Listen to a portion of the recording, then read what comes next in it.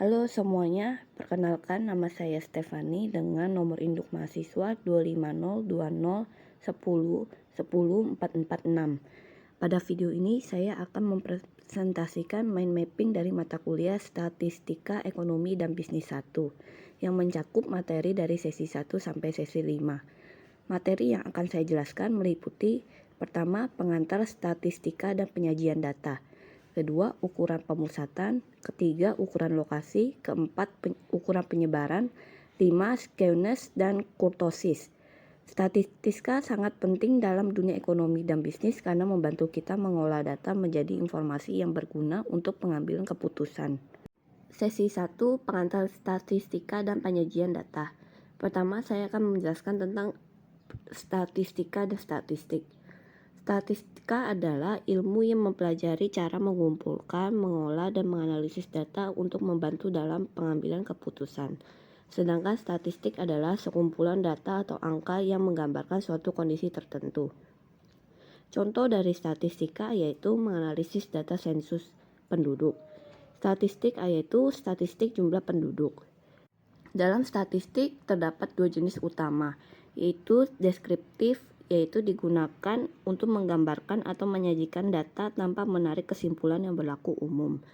Kedua yaitu inferensial, yaitu digunakan untuk menarik kesimpulan populasi berdasarkan sampel dengan probabilitas.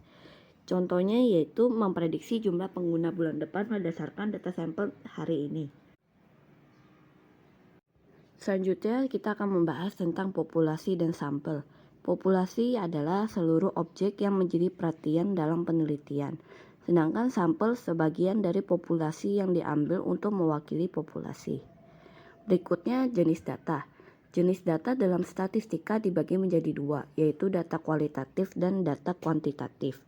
Kualitatif adalah data berupa kategori atau sifat, contoh warna mobil, sistem operasi, yang misalnya seperti Microsoft Office.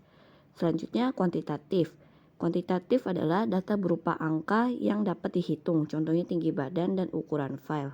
Selanjutnya skala pengukuran. Dalam statistika, skala pengukuran digunakan untuk mengetahui bagaimana data dikategorikan dan diolah.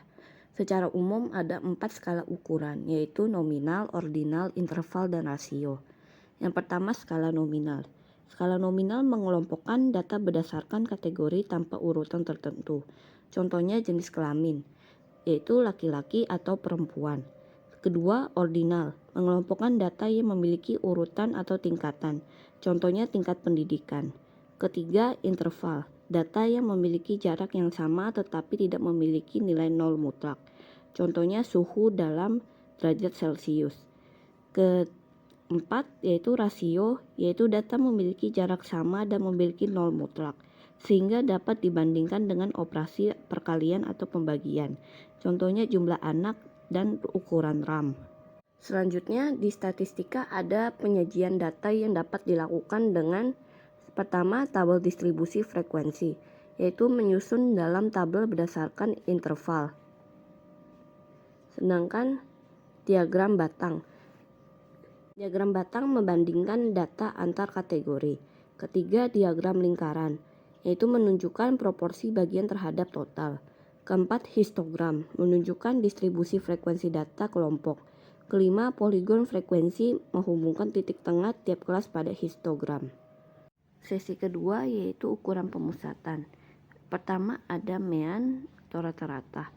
Nilai rata-rata dari suatu kumpulan data dihitung dengan menjumlahkan semua nilai dan kemudian membaginya dengan jumlah total nilai. Kedua ada median, yaitu nilai tengah, nilai yang berada di tengah setelah data diurutkan. Jika n ganjil berarti nilai tengah, jika n genap rata-rata dua nilai tengah. Yang ketiga ada modus, yaitu nilai yang paling sering muncul, nilai yang frekuensinya paling tinggi. Contohnya 5, 7, 8, 7, 9, 8, 7. Frekuensi kemunculan 5 muncul 1 kali, 7 muncul 3 kali, 8 muncul 2 kali, 9 muncul 1 kali. Karena 7 muncul paling sering, maka modusnya adalah 7. Setelah itu perbedaannya dari mean, median, modus adalah pertama, mean memperhitungkan semua nilai data. Kedua, median menunjukkan nilai tengah dan data yang telah diurutkan. Ketiga, modus menunjukkan nilai yang paling sering muncul. Keempat, kegunaannya. Mean mewakili pusat data, cocok untuk data simetris. Kedua, median menentukan nilai tengah suatu data dan mewakili pusat data. Ketiga, modus mengetahui nilai yang paling sering muncul. Hubungannya adalah ketiga, ukuran pemusatan digunakan untuk menemukan nilai pusat data, namun dipilih tergantung bentuk distribusi dan tujuan analisis. Selanjutnya sesi 3, yaitu ukuran lokasi. Ukuran lokasi dibagi menjadi 3, yaitu kuartil, yaitu adalah membagi data yang telah diurutkan menjadi 4 bagian sama besar. Q1 posisi 25% data, Q2 posisi 50%, Q3 posisi 75%. Contohnya data waktu respon server 10, 20, 30, 40, 50, 60, 70, 80. Q1-nya di 22,5, Q2 45, Q3 67,5. Kedua desil, yaitu membagi data menjadi 10 bagian sama besar. D1 10%, D9 90%, D5 50%. Contohnya nilai pengguna 0 sampai 100, D7 berarti nilai yang melebihi 70% data. Ketiga, persentil membagi data menjadi 100 bagian sama besar. P1 1%, P90 90%, P50 50%. Contoh P90 waktu respon 200 mili-detik berarti 90% permintaan memiliki waktu respon kurang dari 200 mili-detik. Keempat, interpretasi ukuran letak.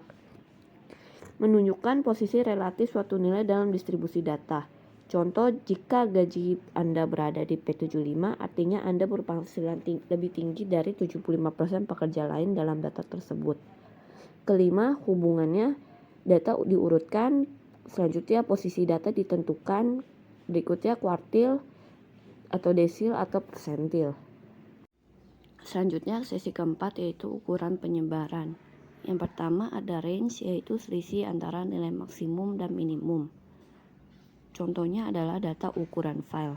Kedua, varians, yaitu rata-rata kuadrat selisih data terhadap mean.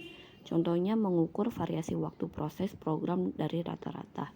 Ketiga, standar deviasi, yaitu akar kuadrat dari varians. Contoh, semakin besar S, semakin bervariasi waktu eksekusi program. Keempat, koefisien variasi. Perbandingan standar deviasi dengan mean, dinyatakan dalam persen. Kelima, interpretasi, yaitu nilai kecil data homogen atau konsisten. Nilai besar data heterogen atau tidak konsisten. Selanjutnya, sesi 5 adalah skenes dan kurtosis. Skenes menunjukkan arah kebencengan distribusi.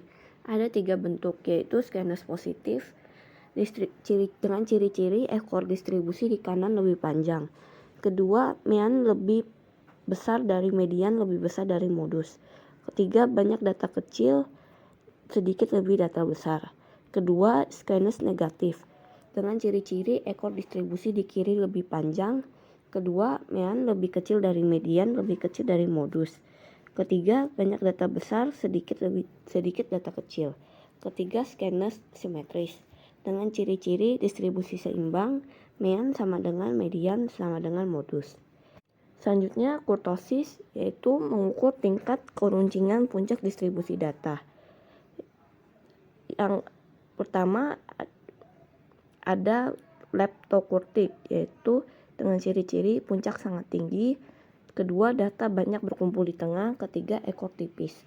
Kedua, mesokurtik dengan ciri-ciri keruncingan normal. Kedua, bentuk distribusi. Ketiga, seperti kurva normal.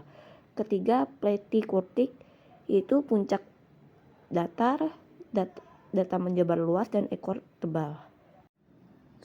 Kesimpulannya, statistika memiliki peran penting dalam ekonomi dan bisnis karena membantu mengubah data menjadi informasi yang berguna.